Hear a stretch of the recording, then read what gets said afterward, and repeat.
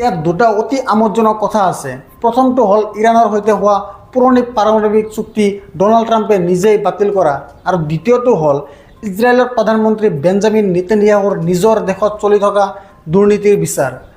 এই দুটাৰ বিষয়ে কথা পাতিম, কিন্তু প্ৰথমে এই 12 দিনীয়া দীঘলীয়া যুদ্ধত সঠিকভাৱে কি হৈছিল, তাৰ পিছত যুদ্ধবিৰতি কেনেকৈ দেখা গ'ল সেই বিষয়ে বুজি লওঁ আহক। 13 জুনৰ নিশা ইৰাণে ইয়াৰ প্ৰতিক্ৰিয়া প্ৰকাশ কৰি ডজন মিছাইল আৰু ড্ৰোনেৰে ইজৰাইলক আক্ৰমণ কৰে। এই আক্ৰমণৰ অধিকাংশই বাধাপ্ৰাপ্ত হয় যদিও তেল আভিভ আৰু জেৰুজালেমৰ কিছুমান ঠাইত বিস্ফোৰণ দেখা যায়।